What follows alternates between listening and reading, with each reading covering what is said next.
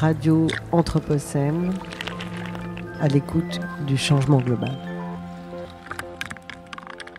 Bonjour, je vais partager avec vous aujourd'hui quelques extraits de l'ouvrage de la philosophe, activiste et enseignante Marina Garcés, Occuper l'espoir, Barcelone, 1996-2017, paru aux éditions 205 dans la collection À partir de l'Anthropocène en 2023 et traduit de l'espagnol et du catalan par Toni Ramoneda.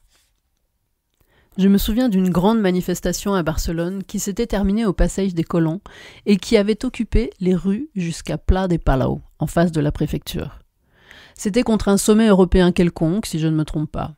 Il y avait des gens de toute l'Europe. La manifestation était entièrement remplie de drapeaux bariolés avec des fruits et des légumes estampillés dessus. Des aubergines, des pommes, des poires, des carottes. On peut penser aujourd'hui, alors que la politique est devenue quelque chose de sérieux et de responsable, que c'était une frivolité ou un caprice d'enfant gâté. Mais peut-on mieux défendre la vie collective qu'avec des couleurs sans drapeau et avec les formes de la nature qui nous nourrit ?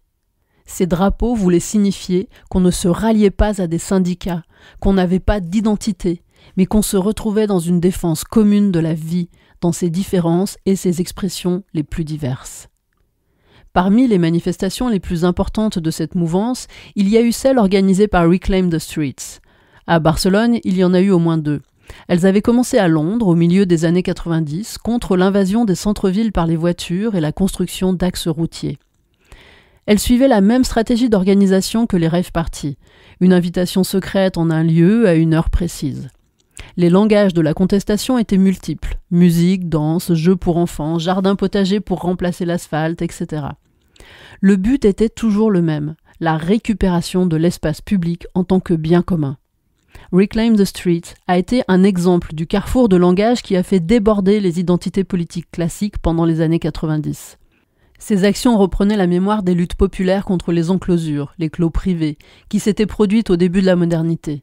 Elles l'actualisaient avec les luttes urbaines plus contemporaines contre la spéculation et la gentrification, les reliaient à la question écologique et environnementale, et en faisaient l'expression collective d'une grande fête inclusive, un carnaval contre le capital. L'apogée de Reclaim the Streets a eu lieu le 18 juin 1999 en parallèle avec Seattle, quand on a appelé à une grande action globale contre les centres financiers. À Londres, l'occupation de la City a donné lieu pendant quelques heures à une ZAD, inspirée de Hakim Bey. À partir de ce moment-là, Reclaim the Streets s'est répandu partout dans le monde. Les centres-villes devenaient une grande fête autodésignée dans laquelle les corps pouvaient interrompre le flux des marchandises, les rythmes du travail et la privation de ce qui nous est commun, le temps et l'espace.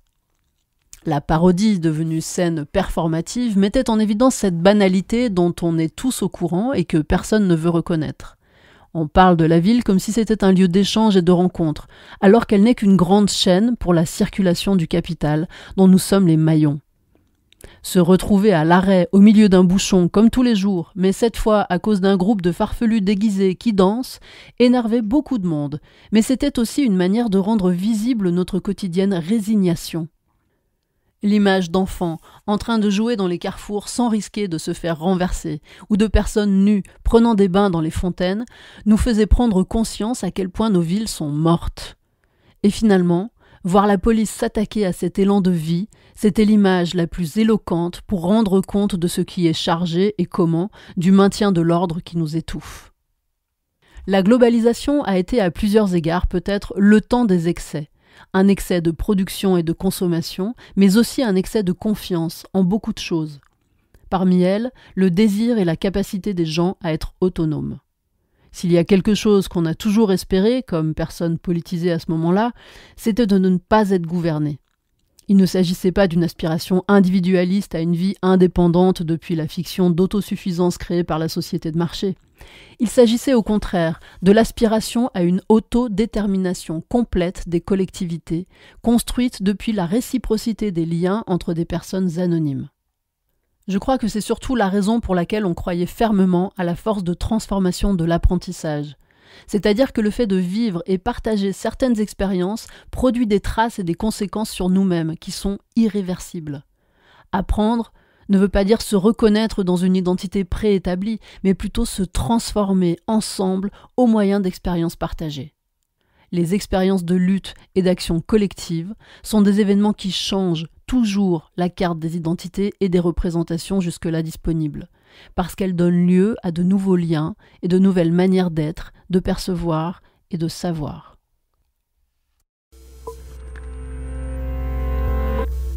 Radio Anthropocène, à l'écoute du changement global.